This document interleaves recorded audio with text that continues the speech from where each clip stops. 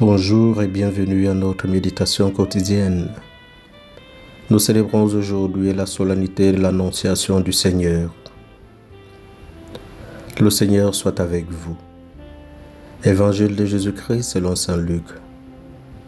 En ce temps-là, l'ange Gabriel fut envoyé par Dieu dans une ville de Galilée appelée Nazareth, à une jeune fille vierge accordée en mariage à un homme de la maison de David, appelé Joseph, et le nom de la jeune fille était Marie. L'ange entra chez elle et dit : « Je te salue, comblée de grâce, le Seigneur est avec toi. » À cette parole, elle fut toute bouleversée et elle se demandait ce que pouvait signifier cette salutation. L'ange lui dit alors : « Sois sans crainte, Marie, car tu as trouvé grâce auprès de Dieu. Voici que tu vas concevoir et enfanter un fils. Tu lui donneras le nom de Jésus. Il sera grand. Il sera appelé Fils du Très-Haut. Le Seigneur Dieu lui donnera le trône de David, son père.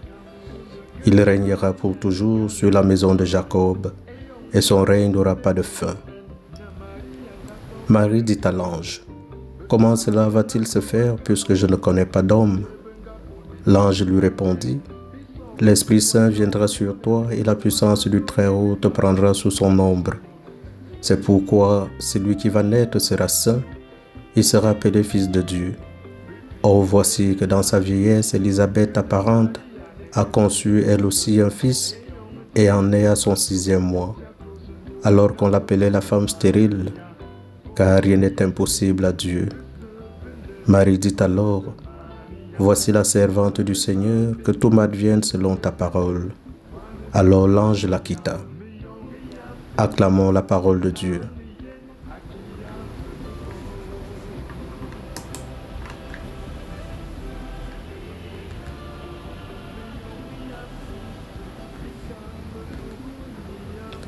La liturgie de l'Église fait mémoire par une fête spéciale du jour où l'ange a été envoyé à Nazareth pour annoncer à Marie qu'elle deviendrait la mère de Jésus.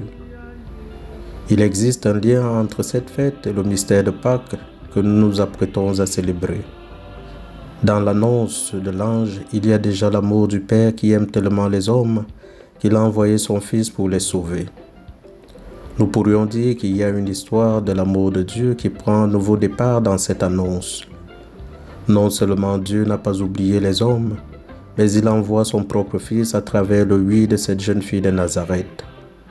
Marie est une fille, comme toutes les filles. Pourtant, c'est sur elle que le Seigneur a posé son regard et elle devient la première à offrir sa vie au rêve de l'amour du Père. En cette fête, alors que nous contemplons la grandeur de l'amour de Dieu, nous admirons aussi le oui de cette petite fille de Galilée. Marie a accepté l'invitation du Père et par la suite, elle ne s'est jamais détournée de cet amour.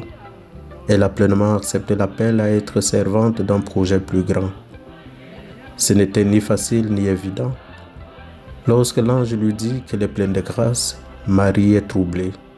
Elle n'avait pas une grande estime d'elle-même. Elle avait l'impression de n'être rien devant Dieu, mais l'ange la réconforte. « Sois sans crainte, Marie, car tu as trouvé grâce auprès de Dieu.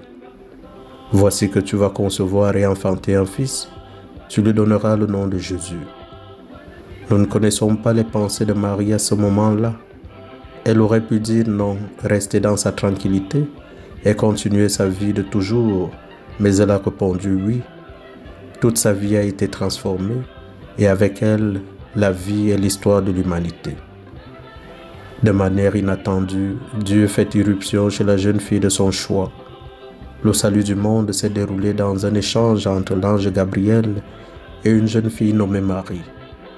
Dieu prend l'initiative de ce dialogue qui demeure toujours aussi bouleversant. Dieu fait le premier pas. C'est lui qui se déplace pour demander le oui de sa créature. L'Annonciation n'est pas le début de l'œuvre de Dieu en Marie. Déjà, il a comblé de grâce dans sa conception immaculée. Marie est tout entière objet de la miséricorde divine. En comblant de grâce la Vierge Marie, Dieu se prépare une demeure digne de lui. L'ange est émerveillé devant la beauté de celle qui rayonne la grâce de Dieu. Marie, à son tour, est dans l'étonnement. Elle pressent un mystère qui la dépasse. Elle s'inquiète et s'interroge. Elle se trouble. Lorsque l'homme rencontre Dieu, son cœur est rempli de crainte et de fascination. Fascination face à celui qui peut tellement combler son désir. Crainte née du respect dans un face-à-face qui le dépasse. Si c'est à Marie que l'ange s'adresse, c'est nous que Dieu rejoint dans son mystère. Il nous est demandé d'avoir confiance en nous. L'œuvre de salut du monde se révèle. Dieu prend l'initiative, c'est lui qui fait le premier pas. L'ange rassure Marie devant le projet inouï qui résonne à ses oreilles. Devenir la mère de Jésus. Le oui de Marie est prononcé dans la pauvreté et dans l'humilité. C'est un mystère de fécondité et de joie où Dieu se donne dans un amour infini. Il réveille en nous ce qu'il a tenu caché, les possibilités d'amour infini enfouies dans le secret de notre cœur. Le mystère resté dans le silence depuis toujours est aujourd'hui manifesté. La promesse de mariage que Marie a faite à Joseph est respectée. Ainsi, la délicatesse de Dieu s'exprime. Il propose son dessein avant que Joseph et Marie ne soient mariés. Chacun est libre d'accepter la mission proposée. L'amour ne met jamais devant le fait accompli. Marie et Joseph acceptent. Jésus sera tenu pendant des années pour le fils de ce couple. Il est la garde du secret de l'œuvre de Dieu. Comblée de grâce, Marie est émerveillée par la réalisation des promesses faites à son peuple. C'est dans cette liberté que l'amour divin ne cesse de créer le royaume de Dieu. La Vierge Marie donne son consentement au nom de toute l'humanité, en attente du Sauveur. Il jaillit du tréfonds de son être, provoquant la plus grande joie de Dieu. Ainsi est donnée la possibilité au Seigneur d'agir en nous, de répandre sur nous sa grâce. En disant un oui inconditionné à Dieu, Marie ouvre un nouvel espace de liberté à l'humanité. Un chemin est ouvert pour collaborer à la grâce de Dieu en nous.